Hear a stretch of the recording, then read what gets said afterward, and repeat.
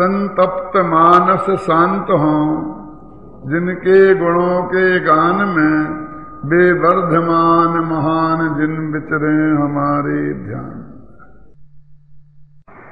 समय सार परमागम में समागत 47 शक्तियों की चर्चा चल रही है, जिसमें अपन ने अभी 4 शक्तियों के बारे में विचार किया है।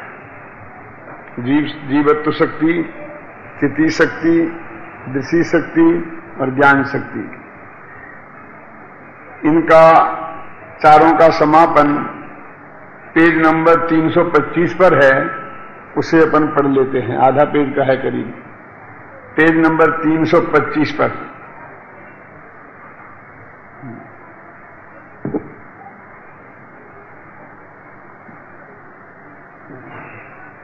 इस प्रकार जीवत्व शक्ति में यह बताया गया था कि यह आत्मा त्रिकाल अपने चैतन्य प्राणों से जीवित रहता है, और चिति शक्ति में यह बताया था कि वह जड़ रूप नहीं होता।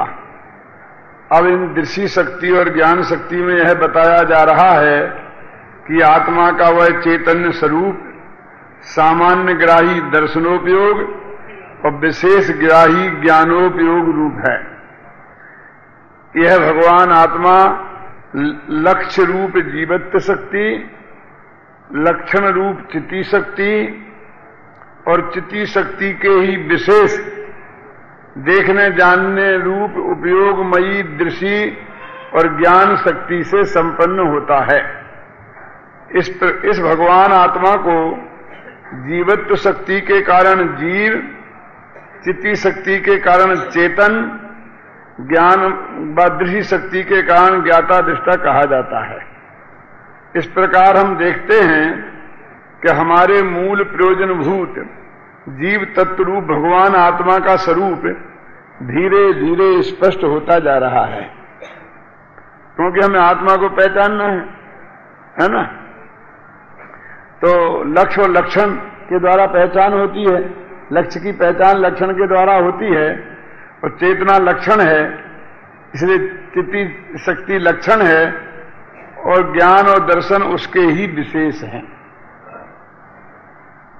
फिर ज्ञान दर्शन के भी विशेष हैं, चक्षु दर्शन, चक्षु दर्शन, अवैध दर्शन, केवल दर्शन, मति श्रुत बधि मन पर केवल ज्ञान, कुमति कुश्रुत को बधि ज्ञान, ये उनके भी विशेष हैं। तो इनके द्वारा भगवान आत्मा की पहचान होती है। अब यद्यपि जानने के स्वरूप को बताने वाली शक्तियां आगे और आएंगी, लेकिन बीच में सुख शक्ति का वर्णन और मीर शक्ति का वर्णन बीच में आ रहा है। तो ऐसा क्यों आ रहा है, इसकी अपन थोड़ी बात करें। क्योंकि ज्ञान के साथ आनंद लगाई हुआ है अध्यात्म में। मैं ज्ञानानंद स्वभावी हूं। 3 तरह के प्रयोग जनागम में मिलते हैं। एक तो ही मैं ज्ञानानंद स्वभावी हूं, और दूसरा ज्ञाता दृष्टा आत्मराम, और एक श्रद्धा और ज्ञान। माने जोड़े बनाते हैं ना, तो ज्ञान तो हमेशा मौजूद है। तो ज्ञान का जोड़ा कभी बनाते हैं दर्शन गुण से, कभी बनाते हैं श्रद्धा गुण से, और कभी बनाते हैं ज्ञान गुण से, आनंद गुण से, सुख गुण से। जब सम्मत ज्ञान शास्त्र की चर्चा होती है तो श्रद्धा और ज्ञान का जोड़ा, जब दर्शन और ज्ञान गुण की बात होती है तो ज्ञाता दृष्टा बोलते ना, वो बात आती है। और जब अध्यात्म की चर्चा होती है तो ज्ञानानंद स्वभावी हूं। तो ज्ञान मेरा स्वभाव है, ज्ञान के द्वारा ही आत्मा की उपलब्धि होगी और आनंद प्रकट होगा, और आनंद मुझे चाहिए। तो 7 तत्वों में भी ऐसा है। पहला तत्व कौन है? जीव तत्व, माने आत्मा। तो अंतिम तत्व कौन है? मोक्ष। मोक्ष माने अनंत आनंद, उसका नाम मोक्ष। तो जीव को मोक्ष चाहिए, जीव को अनंत आनंद की प्राप्ति करना है। एक को रख दिया पहले में और एक को रख दिया अंत में। तो कहां से हो गया? ज्ञान आनंद हो गया। ज्ञान से लेके आनंद तक की बात करी तो 7 तत्व आ गए। रवि से शनि तक, आ गया ना सब। तो ज्ञान और आनंद का जोड़ा खासकर अध्यात्म में, सिद्धांत में होता है ज्ञाता दिष्टा आत्म राम, न्याय शास्त्र में होता है ज्ञाता दिष्टा और सिद्धांत की चर्चा, समझे ना। और मुक्ति के मार्ग की चर्चा चलती है तो सम्यक दर्शन सम्यक ज्ञान, और प्योर अध्यात्म की चर्चा होती है तो ज्ञानानंद स्वभावी है। तो ज्ञान की सामान्य चर्चा हो गई, अब विशेष चर्चा में सर्वज्ञत्व सिद्धि आएगी। वो भजन की चर्चा अपन ने कल की थी, स्वच्छत्व पर, प्रकाश शक्ति पर, वो सब बातें आएंगी, स्वपर प्रकाश तत्व शक्ति, वो उनकी चर्चा बाद में करेंगे। पहले तत्काल उसके बाद सुख शक्ति की बात करते हैं। आपने एक शब्द सुना होगा बहुत महत्वपूर्ण, सच्चिदानंद, सुना कभी? भगवान आत्मा के लिए सच्चिदानंद शब्द बहुत तो कहिएगा। तो वैष्णव में तो ऐसे नाम भी हैं, चिदानंद है, चिदानंद तो अपने ही है, वो उज्जैन वालों के साथ आता ना लड़का, क्या नाम, चिदानंद है ही ना, अशोक नगर का है। यहाँ बलाला जी के अशोक नगर का, और मेरे अशोक नगर का भी है।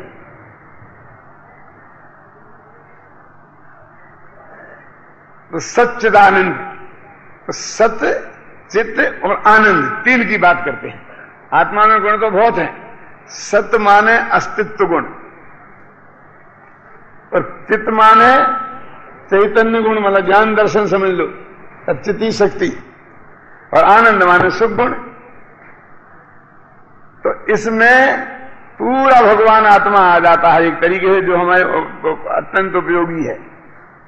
आनंद की प्राप्ति के लिए सत और चित्त का हमें आश्रय लेना है। कोई भाव आए और चित्त स्वभाव आए, आ गया ना। भाव आय में आ गया सत, और चित्त स्वभाव आय में आ गया चित्त, और आनंद है ना। तो सच्चिदानंद, तो सच्चिदानंद बोलते हैं तो उसमें 5 शक्तियां आ जाती हैं। कौन कौन सी? जीवत्व शक्ति, चित्ती शक्ति, दृष्टि शक्ति, ज्ञान शक्ति और सुख शक्ति। और ये सुख शक्ति वो सुख शक्ति है कि 47 शक्तियों में इन्हें बहुत महत्वपूर्ण गुणों को चुना है।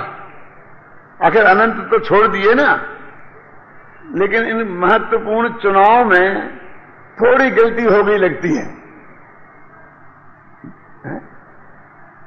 इसमें श्रद्धा नाम की शक्ति नहीं है कोई, और चारित्र नाम की शक्ति नहीं है कोई। गजब की बात है। ये मोक्ष मार्ग में कितने महत्वपूर्ण गुण हैं, बोलो, इनके महत्व से इंकार किया जा सकता है? सम्यक दर्शन तो मोक्ष मार्ग की प्रथम सीढ़ी है, और दूसरी सीढ़ी सीधी सम्यक चारित्र है। क्योंकि गुणस्थानों का वर्गीकरण श्रद्धा और चारित्र के आधार पर होता है, ज्ञान के आधार पर नहीं होता है।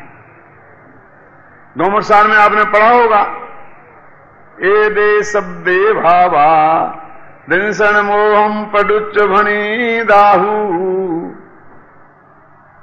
ये भाव दर्शन मोह की अपेक्षा कहे गए हैं, और इसके बाद अब चारित्र मोह की अपेक्षा बात करेंगे। ज्ञान की कोई बात ही नहीं करता।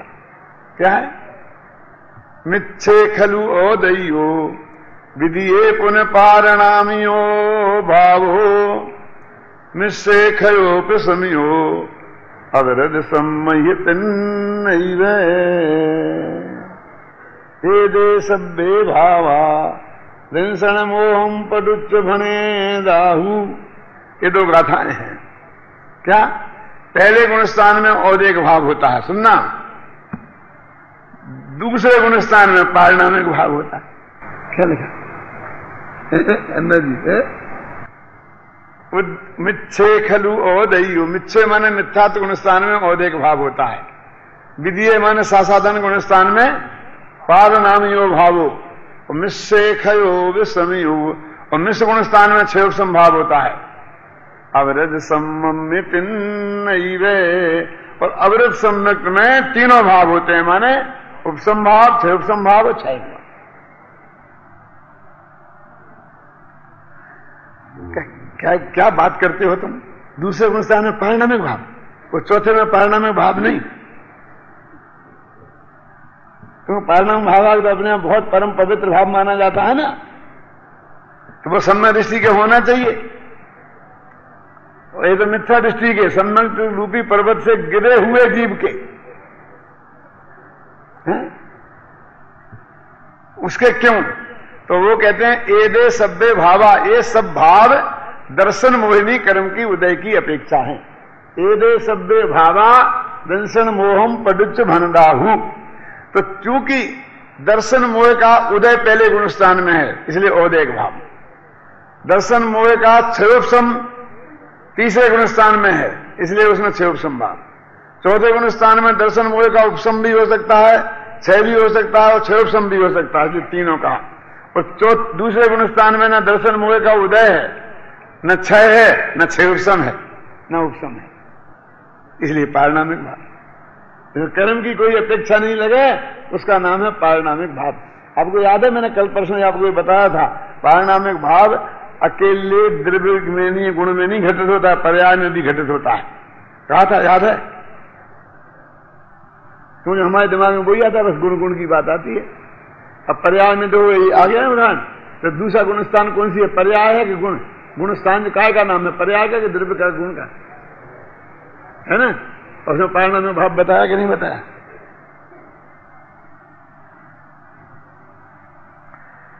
तो फिर आगे चारित्र मोह की अपेक्षा बात करेंगे, भाव बताएंगे। तो इसका मतलब ज्ञान की बात कुछ नहीं है, ज्ञान तो समझने के साथ शामिल हो गया, झगड़ा खत्म बस। तो इसलिए मैंने कहा ना कि जो तरक्की है, वो तरक्की में जो दर्जे बने हैं, जो क्लासें बनी हैं, आगे बढ़ने के लिए जो क्लासें बनी हैं, वो दर्शन मान श्रद्धा गुण और चारित्र गुण की अपेक्षा बनी हुई है, ज्ञान गुण की अपेक्षा कोई क्लास नहीं बनी है। तो तेरहवां तो गुणस्थान तो बना है ना ज्ञान, केवल ज्ञान। अरे केवल ज्ञान के आधार पर नहीं है, वो छायक चारित्र के आधार पर है, समझे ना? मोह के क्षय, चारित्र मोह के क्षय के आधार पर है। क्षीण मोह 12वां गुणस्थान है ना, फिर आया है वो। योग तो है ही, लेकिन क्षीण मोह के अभाव में आया है ना, 12वां गुणस्थान में क्षीण मोह का नाम है, इसलिए अब हमको भी श्रद्धा और चाहत गुण पर ही रखना है, एक गुण पर नहीं जाना, इसलिए बात नहीं करता हूं वो मैं आपसे। ख्याल में है ना? तो मेरे कहने का मतलब इतने महत्वपूर्ण 2 गुण और इन्हें 47 शक्तियों में जगह नहीं है।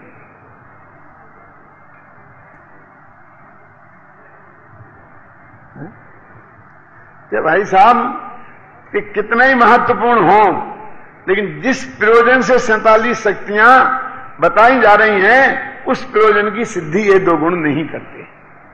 ये बहुत गजब गजब की बातें हैं जतीश भाई। कौन सा प्रयोजन है कि वो आत्मा को पहचानने का, ना तो जो लक्षण है आत्मा का और ना भी आत्मा को पहचानने का काम करते हैं।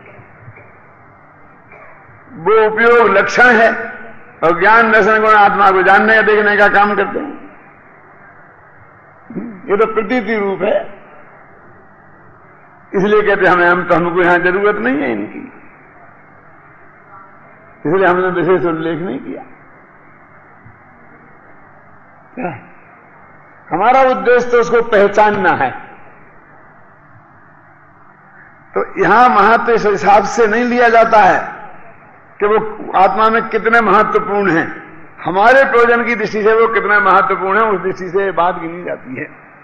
जैसे अपन ये कहें कि जो वो वैज्ञानिक विभाग है, उसमें तो किसी अच्छे वैज्ञानिक को रखना चाहिए, क्यों? लेकिन वो कहते कि नहीं, हमारे यहां उसकी क्वालिफिकेशन नहीं आती। वैज्ञानिक तो वो जो सबसे बड़ा वो IAS ऑफिसर वो जो होंगे ना, वे भी सब करेंगे काम। तो हमारे लिए हमारे यहां तो क्वालिफिकेशन के वो हरिजन होना चाहिए। इतना कोटा हरिजन कहती है, वो हरिजन नहीं है, हम क्या करें? वो मुस्लिम नहीं है, हम क्या करें? हमें इतने कोटे हरिजनों को देने, इतने मुसलमानों को देने, वो दक्षिण भारत वाले को देना है, वो दक्षिण भारत का नहीं है। हमारा जो क्राइटेरिया है, हमारे लिए तो ये क्वालिटी है, कौन? उत्तर का होना, दक्षिण का होना, पूरब का होना, पश्चिम का होना, नीची जाति का होना, ऊंची जाति का होना, हिंदू होना, मुसलमान होना। क्यों? ये क्वालिफिकेशन है मिनिस्टर बनने के लिए। तो भगवान तो ऐसे लोक में जैसी व्यवस्था है ना, ऐसी आत्मा में भी है। आत्मा को पहचानने के काम में ये काम नहीं आती है, ना तो ये पहचान के चिन्ह है और ना इनके द्वारा पहचाना जाता है, इसलिए इनका उपयोग नहीं। कि नहीं साहब छोड़ना तो नहीं चाहिए थी, कि नहीं छोड़ते हैं। कि सुखी शक्ति में शामिल कर लिया, इस सुख शक्ति में उनको शामिल कर दिया। वैसे तो अनंत ही गुण 47 शक्तियों में शामिल है ना क्या, लेकिन इन दोनों गुणों को इस सुख शक्ति में शामिल कर लिया गया है। अब मैं आपको ये कहना चाहता हूं कि ये सुख शक्ति कितनी महत्वपूर्ण हो गई, क्योंकि इसके पेटे में श्रद्धा गुण और चारित्र गुण भी शामिल है। और सुख गुण तो है सम्मत संज्ञान चारित्राणी मोक्ष मार्ग होते हैं। और ज्ञान गुण में, ज्ञान में तो 5 शक्तियां लग रही हैं पीछे की, और आगे की भी लगने वाली हैं। और श्रद्धा चारित्र को भी इतना गौण कर दिया कि सुख शक्ति में शामिल किया, माने अलग से उसे स्थान ही नहीं दिया।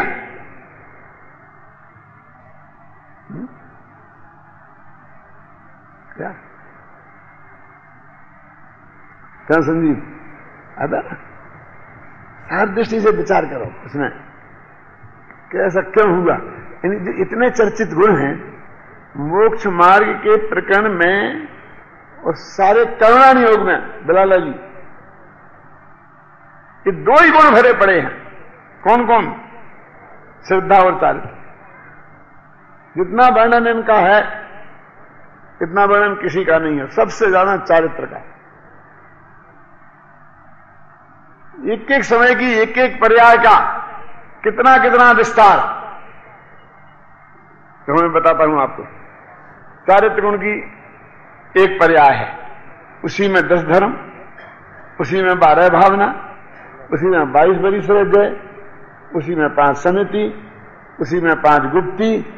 ये सब एक समय की पर्याय का विस्तार है। एक समय की पर्याय की अंदर में जो योग्यता क्वालिटी विद्यमान है, ये उसका वर्णन है भाई। अब बोलो इनमें कितने शास्त्र कितना भरे पड़े हैं। और डोमर सार करना ही भी इसमें भरा हुआ है। बस 25 कसायों का वर्ण पूरा कसाय पहाड़ भरा हुआ है कि नहीं। और किसने कहा किसकी विच्छुत्ति उसकी में, तो सब वही तो है ही। सारा वर्णन क्या है कि गुणस्थान क्या है, चौथे से लेकर के 12वें तक के सारे गुणस्थान चारित्र की अपेक्षा ही तो है। और जितना संयम का वर्णन है, देश संयम और सकल संयम, वो सब चारित्र की अपेक्षा ही है ना। और उसमें कितना भरा, सारा चरणानी योग उसमें ही तो भरा पड़ा है। दादाजी ख्याल में आगे तो जिन गुणों का सारे जनागम में इतना अधिक वर्णन है, और उन गुणों को इस 47 शक्तियों में जगह नहीं मिली तो नहीं मिली। अब क्या करें समन भाई, कभी सोचा था आपने?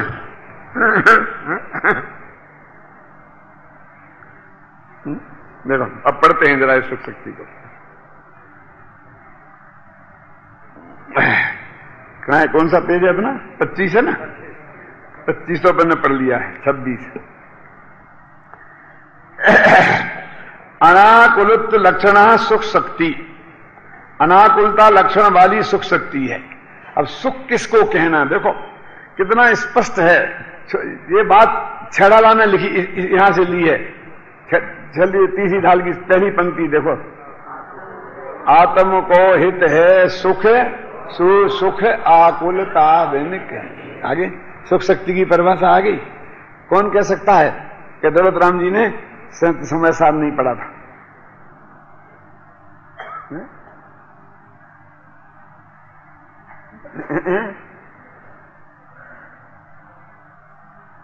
कैसा, हम तो क्या करें, हमको तो अपने आजीविका में ही सारा समय चला जाता है। सुबह से शाम तक दुकान पे बैठना पड़ता है, नौकरी पे जाना पड़ता है, 8-10 घंटे काम करने के लिए। हम कैसे कर सकते हैं? ये तो आप जैसे 24 घंटा खाली निठल्ले लोगों का काम है। हम रिटायर्ड हो जाएंगे जब हम भी करेंगे। पहले सारी जिंदगी ये कहते रहते हैं लोग कि हम रिटायर्ड हो जाएंगे जब ये काम करेंगे, और रिटायर्ड होते ही दूसरी नौकरी खोजने लगते हैं। क्यों महाराज ये ऐसा है कि नहीं आपकी ना आपने तो नहीं खोदी, मतलब बोल रहा हूं खोजने लगते कि नहीं खोजने लगते हैं 90% लोग जिंदगी भर ये कहते हैं। और यदि नौकरी नहीं खोजें तो क्या कहते हैं, समाज सेवा करेंगे, देश सेवा करेंगे। क्यों? इस देश सेवा और समाज सेवा के नाम पर राजनीतिक ऐसा सामाजिक राजनीति में उलझ कर रह जाते हैं।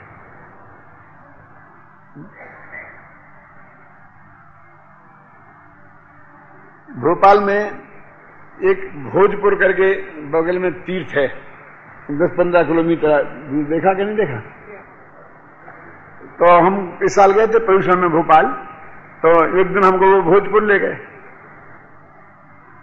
तो एक वहां बाबा जी हैं दाढ़ी वाले, आपने भी देखे होंगे, वे जंगल में ही रहते हैं, वो सब काम करते रहते हैं। वो हमें मिले, तो एक दफे मूर्ति लेने हमारे यहां भी आए थे, तो यहां ठहरे थे स्मारक में, तो थोड़ा सा परिचय सा था। तो बस बातचीत बिना, मतलब हमने कुछ पूछा नहीं उनसे, लेकिन उनने ही अपनी जीवनी सुना दी कि मैं यहां कैसे आया। कि साधारण सा कोई दुकान करते थे, पान मान की कोई बहुत साधारण दुकान धंधा करते थे, हैं?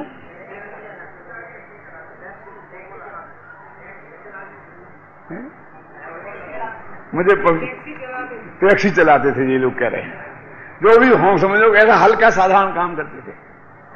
तो एक दिन मंदिर में कोई बात की, पंचकल्याणक हो रहा था, कोई कुछ कार्यक्रम हो रहा था, तो उसकी बोली लग रही थी।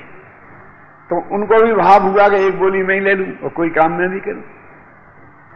तो उन्होंने बहुत कोशिश करी, लेकिन उनके बच्चे ने उस बात की उनको परमिशन नहीं दी कि वे कोई बोली ले रहे हैं। उनने ही सुनाई, वो बता रहा हूं मैं आपको, क्या बताना चाहता हूं, 1 मिनट का काम है कि वो बच्चे ने वो बोली नहीं लेनी दी।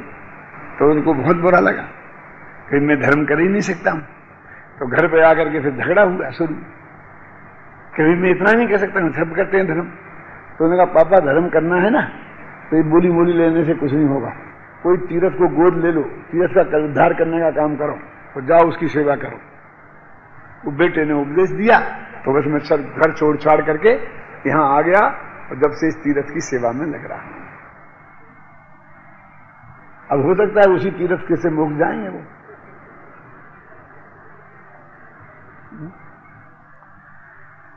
और कितना गौरव के साथ जब वो ये बात सुनाते हैं, उनके चेहरे का भाव आप देखो, देखते ही बनता है कि कितना महान कार्य में आ गए हैं, कितना अधम कार्य छोड़ करके। क्यों मुमकिन जी हैं? लेकिन क्या हुआ मैं बताओ,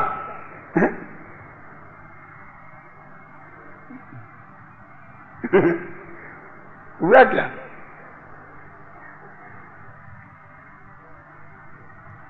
तो रिटायर्ड होने के बाद में कोई मतलब संस्था की सेवा, कोई साहित्य की सेवा, कोई तीर्थ की सेवा, कहीं कहीं अपने को खपा देते हैं।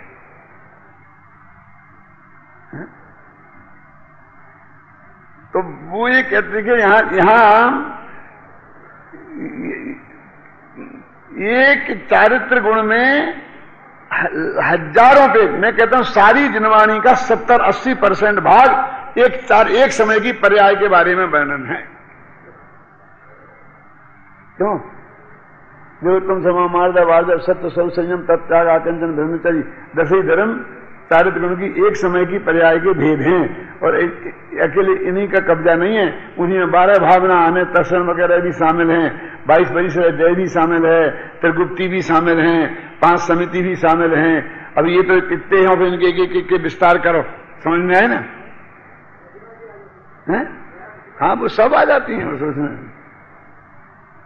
मैंने एक दफे कहा था कि तत्वासूत्र का एक सूत्र है, आसव निरोधा सम्राट सा गुप्ति समिति परिसर धर्मान परीक्षा परिसर जय चारित्र। तो ये सूत्र ऐसा है कि इसमें एक एक शब्द पर एक एक किताब लिखी जा सकती है, और मैंने 2 शब्दों पर 2 किताबें तो लिख दी। कौन सी? एक धर्म शब्द पर धर्म के 10 लक्षण, और एक अनुप्रेक्षा पर बाहर भावना अनुशीलन। ऐसा नहीं कि किधर ही कह रहा हूं मैं, और बाकी के 3 पे भी मैं भी किताब में लिख सकता हूं, लेकिन हिम्मत नहीं पड़ती है, क्योंकि गुप्ती और समिति पे लिखना इस वक्त खतरे से खाली नहीं है। क्या मंगलाल क्या होता है जी? है ना?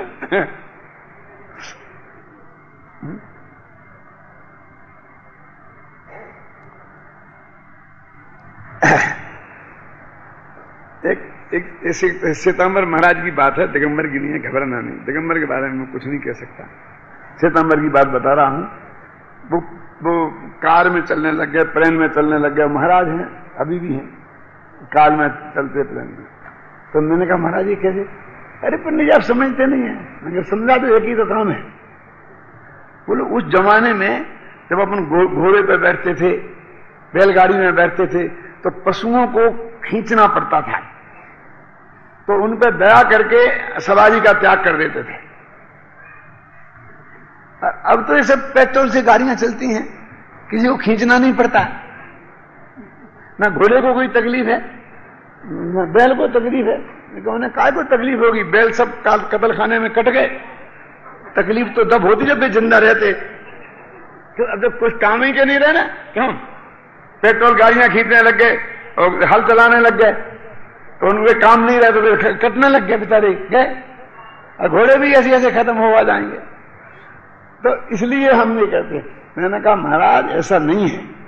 कैसा है कि जब तुम घोड़े पे बैठते थे तो घोड़ा ईर्ष्या समिति पूर्वक नहीं चलता है, इसलिए हमने घोड़े की सवारी छोड़ी थी। बैल जो है वो ईर्ष्या समिति पूर्वक नहीं चलते हैं, इसलिए हमने बैल की सवारी छोड़ी थी। और अब ये तुम्हारी मोटर कारें और ये प्लेन ईर्ष्या समिति पूर्वक दौड़ते होंगे। ईर्ष्या समिति तो 4 हाथ जमीन आगे देख के चलना, ये तो 100 गज से पीछे कम देखते ही नहीं है कार चलाने वाले। और नहीं देखे तो एक्सीडेंट हो जाए। एक सेकंड में 100 गज जाती है कि नहीं जाती है, तो वहां तक का ध्यान रखना पड़ेगा। यहां कौन देखता है? बोलो। यानी मेरे कहता हूं कि वो कंसेप्ट ही भूल गए। बस थोड़ा बहुत फर्क करके सब जगह यही हालत है कि वो उस कंसेप्ट को ही भूल गए।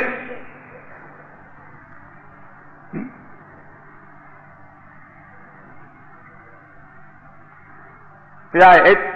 तुम्हारी कमेटी तीर्थ की, ये कमेटी भंग, दूसरी कमेटी मैंने नॉमिनेट कर दी और आज ये स्टार संभाल ले। क्या हुआ इसका अर्थ? कि पूरा कब्जा है ना मेरा, कि मैं चाहे तो जिस कमेटी को भंग कर दूं, चाहे ऐसा तो महाराजाओं के पास भी नहीं होता था कि मंत्रिमंडल का पूरा त्याग पत्र लेकर छुट्टी कर दी, दूसरे दिन पूरा नया मंत्रिमंडल बना दिया। होता था? क्यों? ये क्या है? 2 कमरे का घर क्या छोड़ा, सारे देश के मंदिर और तीर्थ अपने हो गए। यानी ख्याल ही नहीं है कितना कितना एक एक उसमें है। और उसके लिए इतना लिखा गया जनवाणी में, तब तो ये हालत है। और बिल्कुल नहीं लिखा जाता तो क्या होता? क्यों तुम जनी? अरे वो कोई बात छिपी नहीं है जनवाणी की, क्योंकि वो बहुत छपी हुई है, छिपी नहीं रही, ये बात छपी है।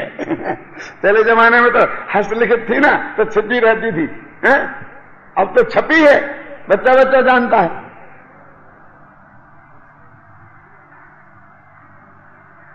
उनका, उन गुणों का जिनके लिए सारी जनवाणी समर्पित है, उन गुणों को 47 शक्तियों में जगह नहीं मिली। मेरा तो माथा बनना गया।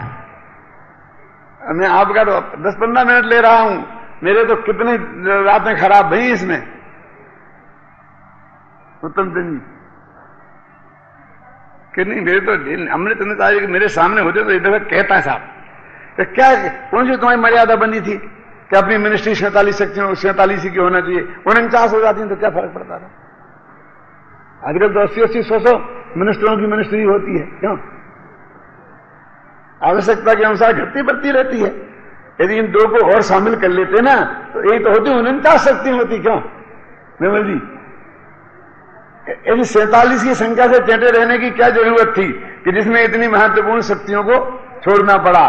तो अमृतचंद्र कहते हैं कि नहीं भैया, ऐसी बात नहीं है कि उनको कोई जगह नहीं थी इसलिए हमने छोड़ा है, लेकिन हमारे प्रयोजन के लिए उनकी जरूरत नहीं थी। क्योंकि हमें आत्मा को पहचानना है, और पहचानने में मुख्य साधन क्या है? ज्ञान। ज्ञान ही लक्षण है और ज्ञान से ही जाना जाएगा, इसलिए हमने पूरा जोर उस पर दिया। और बाकी वस्तु कैसी है? आत्म वस्तु द्रव्य क्षेत्र काल भाव में, तो 2-4 शक्तियां हमने क्षेत्र पर खर्च कर दी, समझे ना?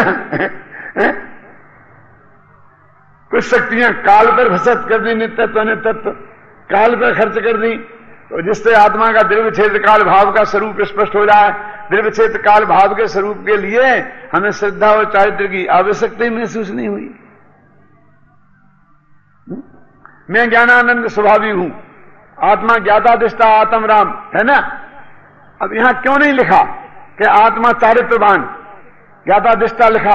तो ज्ञान और दर्शन गुण लिया, और क्या ज्ञान और आनंद गुण लिया, ख्याल में है ना? स्वरूप की जब चर्चा करी तब यही तो कहा ना, तुम आत्मा का चिंतन करो गंभीर निर्मल जी, तो क्या करो कि आत्मा तो ज्ञाता दिष्टा है, पर का करता धरता नहीं, ऐसी है, यही है कि नहीं? और बात आती नहीं है उनकी, इसलिए हमने उनकी चर्चा यहां पर नहीं की। और तुम नहीं मानते हो तो समझ लो कि सुख में हमने ग्रहण कर लिया। परीक्षा मुक्त सूत्र है एक ग्रंथ, उसका पहला श्लोक है जिसे हम मंगलाचरण कहते हैं, प्रमाणादर्थ संसिद्धि तदा भाषाद्य परेया इति लक्ष्येत उर्वक्षमा सिद्धमल्पम लघी सा। इसका अर्थ क्या है? देखो सुनो 2 मिनट। प्रमाण से पदार्थों की सिद्धि होती है और प्रमाणाभास से उसका विपर्य उल्टा हो जाता है, पदार्थ सिद्ध नहीं होते हैं। ऐसा विचार कर मैं प्रमाण और प्रमाणाभास इन दोनों की चर्चा इस ग्रंथ में करता हूं। ये है मंगलाचरण साहब। क्या का मंगलाचरण है? किसी को नमस्कार ही नहीं किया। कह दिया मैं प्रमाण और प्रमाणाभास इन दोनों से कार्य की सिद्धि होती, तो जल्दी से आकर ले जा रहे हैं आप। तो थी, ये तो अमंगल ही चरण है, इसमें क्या है? हमने तो धर्म की तो बात करी। धर्म मंगलाचरण कोई नमोस्तु ऐसा ही थोड़ी होता है, नमस्कार करने का नाम मंगलाचरण थोड़ी है। कभी कभी आशीर्वाद बात मंगलाचरण भी होता है। क्या? जयवंतो वाणी सदा, ये भी मंगलाचरण है। और जयवंतो आशीर्वात्मक मंगलाचरण है। तज्जयति परम ज्योति, ये आशीर्वात्मक मंगलाचरण है। नमस्कार करना हर जगह जरूरी नहीं है मंगलाचरण के लिए। और वो तो कहते हैं हमारा तो हर वाक्य मंगलाचरण है, हर सूत्र मंगलाचरण है, हमारी तो सांस सांस मंगलाचरण है। हमें क्या मंगलाचरण करना? तुम करो मंगलाचरण करना हो क्या? तो नहीं साहब ये तो ठीक नहीं है, न मंगलाचरण तो करना। अच्छा तो है मंगलाचरण कि मंगलाचरण में किसी को नमस्कार होना चाहिए, तो नमस्कार है कि प्रा माने प्रकृष्ट रूप से, मां माने केवल ज्ञान रूपी लक्ष्मी के जो धनी हैं, ऐसे प्रमाण शब्द की उन्होंने व्याख्या करके जहां अनंत वीराचार्य ने, और उसमें से मंगलाचरण की सिद्धि कर दी कि मंगला नमस्कार रूप मंगलाचरण भी है। समझे ना? तुम नहीं मानते हो तो लो ऐसा कर लो, है ना? ऐसा यहां है कि तुम्हें जरूरत ही है 2 शक्तियों की, तो हम सुख शक्ति में शामिल कर लेते हैं। चलो अब तो ठीक है कि चलो स्वतंत्र डिपार्टमेंट नहीं मिला तो नहीं मिला, लेकिन राज्य मंत्रालय तो मिल ही गया। क्यों? चलेगा, ये भी चलेगा। अब सुख शक्ति की बात पढ़ते हैं अपन। कहां है? अनाकुलित लक्षण सुख शक्ति। यह एक सार्वभौमिक सत्य है कि सभी प्राणी सुख चाहते हैं और दुख से डरते हैं। यही कारण है कि प्रत्येक आत्मार्थी के लिए अनाकुलित लक्षण वाली यह सुख शक्ति सर्वाधिक महत्वपूर्ण है। वो जो छड़ा लगी पंक्ति है ना, हे त्रिभुवन में जीव अनंत सुख चाहे भगवान, क्या तुम इसको भी छोड़ देते? आत्मा को पहचानने में इसकी कोई जरूरत है नहीं कि भैया इसे कहे छोड़ते, इसके लिए तो सब कुछ है। क्यों? मोक्ष को कहे तो मोक्ष के लिए तो सब कुछ है, सुख पाने के लिए तो सब कुछ है। इसलिए 47 शक्तियों के निरूपण में जीवत्व, चित्ती, दृष्टि और ज्ञान शक्ति के तत्काल बाद इसकी चर्चा की गई है। इतनी महत्वपूर्ण है, इतनी महत्वपूर्ण है कि इनके तत्काल बाद की गई। तो पहले क्यों नहीं कर दी? महत्वपूर्ण थी। इतनी महत्वपूर्ण नहीं है कि पहले कर दें। उतनी महत्वपूर्ण तो जीवत्व शक्ति है जिसको सबसे पहला नंबर मिले। चित्ती शक्ति है, दृष्टि शक्ति है, ज्ञान शक्ति है, क्योंकि वो लक्ष्य और लक्षण है। लक्ष्य और लक्षण सबसे ज्यादा महत्वपूर्ण है। और उसके बाद में फिर किसी का नंबर दिया तो हमने सुख शक्ति को दिया कि इतना सुख कि हाँ इतना ज्ञान क्या, अनंत ज्ञान क्या? हाँ कि हम भैया इतना ज्ञान कैसे झेलेंगे, कैसे धारण करेंगे, हम तो उसके नीचे दब जाएंगे।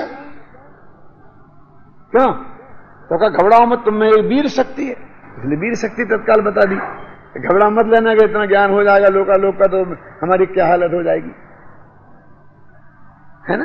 ये वीर शक्ति एक किरणिक विकास है। ये बीच में दो शक्तियां क्यों आ गई, और फिर ज्ञान के संबंध शक्तियां आने वाली हैं। ये बीच में दो शक्तियां आ गई ना। नेहरू जी ने इंदिरा को एक पत्र लिखा था जेल में से, जब वो जेल में बंद थे। उसमें एक उन्होंने छोटा सा उदाहरण दिया है, बहुत मार्मिक है। उसमें ये लिखा इंदिरा को कि चीन का एक यात्री 2000 वर्ष पहले इस भारत की यात्रा पर आया था, उसका नाम भी लिखा है। और जब वो लौट के गया तो उसने एक किताब लिखी, और उस किताब में ये लिखा है, वो उनने पढ़ी थी नेहरू जी ने, कि भारत में मुझे एक ऐसा विचित्र आदमी मिला कि जो अपने पेट पर तांबे का कोपर तांबे का एक पत्र इतना थाली जैसा वो बांध के रखता था, और अपने सिर पर दीपक जला के रखता था 24 घंटा। तो मैंने उससे पूछा, उस यात्री ने लिखा है अपनी किताब में, वो नेहरू जी ने अपनी किताब में लिखा उस पत्र में, क्या कि भाई तुम ऐसा क्यों करते हो कि मेरे जो माथे पे जो दीपक जल रहा है मेरे ज्ञान का प्रतीक है, और मेरे में वो ज्ञान इतना बढ़ गया है कि कहीं मुझे डर लगता है कि मेरा पेट फट न जाए, इसलिए मैंने ये कोपर की प्लेट लगा रखी है।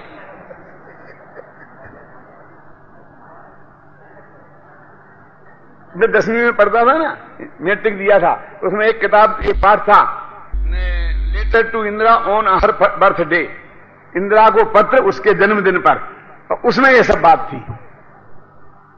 तो जैसे उस यात्री को लिखते हैं कि जैसे उस यात्री को अपने ज्ञान का ऐसा अजीर्ण हो गया था कि उसे डर लगता था कि मेरा पेट ना फट जाए, बेटी तुम ऐसा नहीं समझना कि मुझे जेल में बैठे बैठे ज्ञान का ऐसा अजीर्ण हो गया है, इसलिए मैं तुमको उपदेश लिख रहा हूं।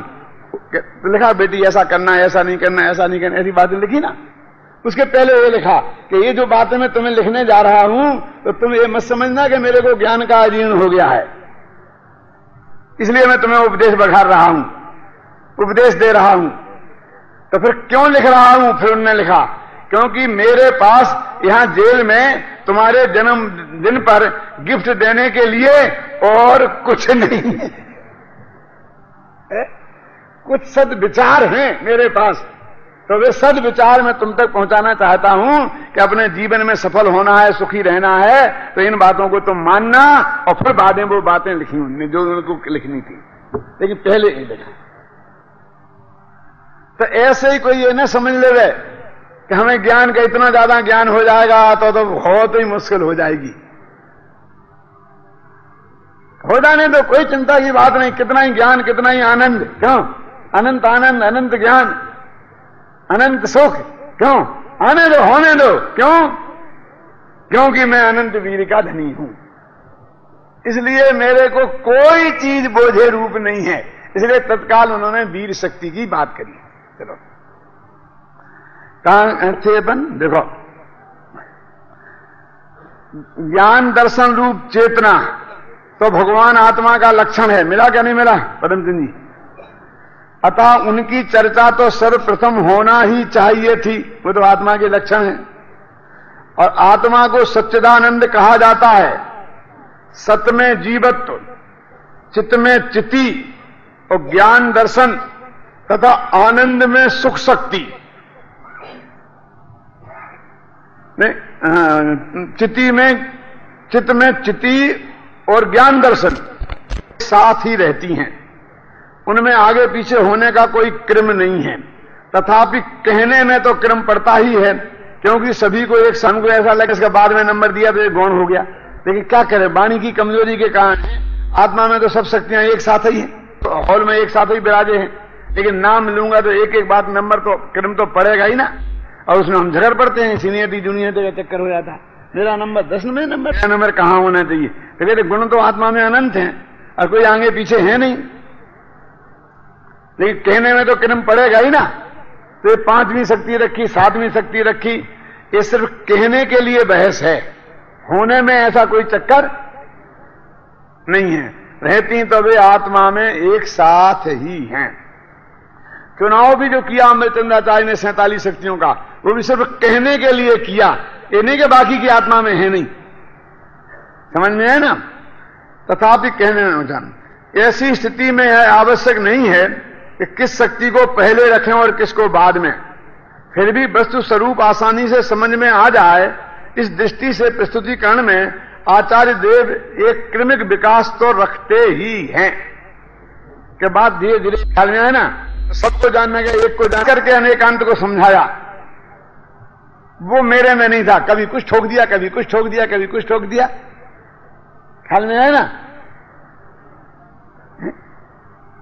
इसलिए वो उनकी समझ में नहीं आया, और आपने ऐसे क्रम बाई क्रम, तो किसी चीज को क्रम में रखने में भी आधी बात समझ में आ जाती है। 47 शक्तियों को क्रम में रखने से ही, उसके क्रम से ही आत्मा का स्वरूप स्पष्ट होता चला जाता है। और इन्हीं की चर्चा आप अलग अलग रूप से कर दो तो उतना समझ में तो अच्छा रखती है। मैंने वर्णन में पहले वो बात स्पष्ट हो, अपन बड़ा बालू पढ़माला में पढ़ाते हैं ना कि पूर्व ज्ञान के आधार पर बच्चों को पढ़ाना चाहिए। अब पूर्व ज्ञान नहीं होगा तो क्या होगा मालूम? हम तो कुछ बोलेंगे ऋषभदेव का बैल का चिन्ह है, लेकिन ऋषभदेव कौन है? तो पहले 24 जनवरी के नाम पढ़ाओ, फिर चिन्ह पढ़ाना। नाम पढ़ाए बिना चिन्ह पढ़ाना शुरू कर देना, वो क्रमिक विकास नहीं है। समझे ना? तो क्रमिक विकास के लिए कि जो चीजें वो पहले समझ आए, जिससे बाद की बात पहले ही समझ में आवे, ऐसे क्रम से बताना थी। इन शक्तियों में वो क्रमिक विकास है। पेज नंबर 328 पे निकालो। यह बात स्पष्ट हो गई है कि सुख शक्ति में श्रद्धा शक्ति और चारित्र शक्ति भी शामिल समझनी चाहिए, क्योंकि 47 शक्तियों में श्रद्धा और चारित्र शक्ति का नाम नहीं है। अभी इनका डिटेल पढ़ना हो तो वो डिटेल भी पढ़ लेते हैं जो गुरुदेव ने कहा है। पेज नंबर 327 पे सेकंड पैरा। 47 शक्तियों के अधिकार में ये गुरुदेव का वाक्य है। श्रद्धा और चारित्र इन दोनों शक्तियों का अलग से वर्णन नहीं किया। उन दोनों को इस सुख शक्ति में ही समाज जानना चाहिए। सुख शक्ति के समान आत्मा में श्रद्धा शक्ति भी त्रिकाल है। मैं ज्ञानानंद में त्रिकाली ध्रुव द्रव्य हूं, ऐसी प्रतीति श्रद्धा होना ही श्रद्धा शक्ति का कार्य है। सम्मादर्शन रूप होना यह श्रद्धा शक्ति का कार्य है। इस श्रद्धा शक्ति के प्रकट होते ही तत्काल नियम से अनाकुल आनंद की संवेदन रूप सुख शक्ति के द्वारा श्रद्धा शक्ति तथा उसका कार्य प्रकट समझा हुआ जा सकता है। इस प्रकार आचार्य देव ने सुख शक्ति में श्रद्धा शक्ति को गर्भित कर दिया। ये तर्क समझ में आया कि नहीं कि तुमने क्यों किया? तो वो कहते हैं जो अतीन्द्रिय आनंद है ना, जो सुख शक्ति का कार्य है, निर्मल कार्य, जिसे हमने शक्ति के इस प्रकरण में शामिल किया है, उछलने में शामिल किया है, वो श्रद्धा का निर्मल परिणमन के साथ ही होता है। आनंद उछलता है अंदर में अतीन्द्रिय आनंद की कण का, तो तब उछलती है कि जब श्रद्धा वो त्रिकाली ध्रुव भगवान आत्मा में अहम स्थापित करती है। इसलिए समझना चाहिए। यदि श्रद्धा शक्ति कई होती तो कहते आनंद शक्ति इसमें शामिल कर लो। क्यों? कि श्रद्धा शक्ति का उदय होते ही आनंद उछलता है, ऐसे शामिल आनंद को कर देते। अब क्योंकि सुख शक्ति कई है तो वो कहते हैं कि श्रद्धा के निर्मल परिणमन बना सुख शक्ति का निर्मल परिणमन नहीं होता है, इसलिए सुख शक्ति में श्रद्धा शक्ति को शामिल कर लो। ये तर्क है गुरुदेव का। श्रद्धा शक्ति के समान चारित्र शक्ति भी त्रिकाल है। यह चारित्र शक्ति ध्रुव द्रव्य के उग्र अवलंबन रूप से प्रकट होती है। ऐसी क्रमवर्ती चारित्र की जो वितरागी दशा प्रकट होती है, उसके साथ नियम से अनाकुल आनंद की प्रचुर दशा अनुभव में आती है। इस तरह अनाकुल सुख शक्ति के कार्य द्वारा चारित्र की दशा समझ में सकते हैं। वो कहते हैं कि ज्यों ज्यों चारित्र निर्मल होता है ना आत्मा के आश्रय से, त्यों तो आनंद बढ़ता जाता है। तो आनंद की वृद्धि हो तो समझना चाहिए चारित्र गुण में निर्मलता बढ़ गई है। क्यों? कि चारित्र गुण की निर्मलता ख्याल में नहीं आती है, और आनंद तो ख्याल में आता है। हमें आनंद आओ, ख्याल में नहीं आए। वो आनंद किस काम का तो ख्याल में नहीं आए। मजा आया लेकिन पता ही नहीं चला कि मजा आया कि नहीं आया। क्यों? बहुत बढ़िया अपन ने शौक से खीर बनवाई क्योंकि बहुत पसंद है, और जब तक खीर बन के तैयार नहीं जब तक सो गए। बच्चा होता है सो जाता रोते रोते। अब मम्मी उसको नींद में उठाकर और ऐसा मुंह खोल के खीर मुंह में डाली और वो आंखें बंद किए गुटक गया क्या। सुबह फिर रोने लगा खीर बनाओ कि बेटा तूने खा तो ली कि मुझे को पता ही नहीं चला। क्यों? खिलाई थी, देख रहे सब पूरी कि तुमने खिलाई होगी लेकिन आनंद नहीं उछला ना, इसलिए नहीं खाई के बराबर है वो। तो ज्ञान की जागृति के बिना आनंद नहीं आ सकता। वो आनंद किस काम का जिसका पता ही नहीं चले। तो आनंद का पता चलता है। वो आनंद के पता चलने से ये मालूम पड़ता है कि चारित्र की निर्मलता में वृद्धि हुई है। ज्यों-ज्यों शुद्धि की वृद्धि होती है चारित्र गुण में, त्यों-त्यों आनंद गुण में भी वृद्धि होती है। आनंद गुण के निर्मल प्रणमन में भी वो प्रचुर आनंद होने लगता है। आगे पहले आनंद होता है फिर प्रचुर आनंद होने लगता है। क्यों? तो इसलिए वो कहते हैं श्रद्धा गुण और चारित्र गुण को हमने सुख गुण में शामिल कर लिया है। मैं चाहता हूं आज सुख शक्ति को खत्म कर दूं। अभी अपन आगे चले हैं 338 पेज पर, है ना। सुख शक्ति के निर्मल प्रणमन में अर्थात अतीन्द्रिय आनंद की कणिका जगने में श्रद्धा और चारित्र गुण के निर्मल प्रणमन का महत्वपूर्ण योगदान है। मिला क्या? नहीं मिल गया? है ना, इसलिए शामिल किया है। अनंत शक्तियों के संग्रहालय भगवान आत्मा में जब उपयोग अंतर्मुख होता है तब भगवान आत्मा आत्मा को ही जानता देखता है, उसी में अपनापन स्थापित करता है, उसी में जमता रमता है। तब श्रद्धा ज्ञान और चारित्र गुण के अंतर्मुख प्रणमन के साथ ही अतीन्द्रिय आनंद की कणिका भी जागृत होती है। सभी गुणों में निर्मलता का अंश प्रकट होता है। इसलिए तो कहा जाता है सर्वगुणान समकृत, अर्थात अंश रूप से सम्यकपना सभी गुणों में प्रकट होता है। इसी को शक्तियों का उछलना कहते हैं। इस सुख शक्ति के जानने से क्या लाभ है? अनादि से है आत्मा पर पदार्थों में सुख मानता जानता रहा है, पर पदार्थों में ही सुख की खोज करता रहा है, तथापि आज तक उसे रंच मात्र भी सुख की प्राप्ति नहीं हुई। इसी कारण आकुल व्याकुल हो रहा है। इस सुख शक्ति के स्वरूप को समझने से इसे यह पता चलेगा कि यह भगवान आत्मा तो स्वयं सुख का पिंड है, आनंद का कंड है।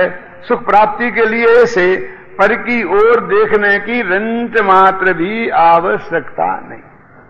यानी उस शिष्य ने प्रश्न ये उठाया कि जैसे तुमने श्रद्धा ज्ञान को उड़ा दिया था और सुख शक्ति में शामिल कर लिया, इस सुख शक्ति को नहीं रखते तो क्या फर्क पड़ता था? क्योंकि पहचान का चिन्ह तो ये है नहीं। तो कहते सबसे बड़ा झगड़ा तो ये है कि इसने ये मान रखा है कि पर पदार्थों में सुख है। जो कितनी गजब की बात है कि जिस जड़ पदार्थ में रंच मात्र सुख नहीं है और ये भगवान आत्मा आनंद का कंड है। अब इस आनंद के कंड भगवान आत्मा सुख की खोज में उस पुद्गल की तरफ दौड़ता है। इस सुख का बना हुआ माने चीनी मिठास के लिए नीम के पास दौड़ती है।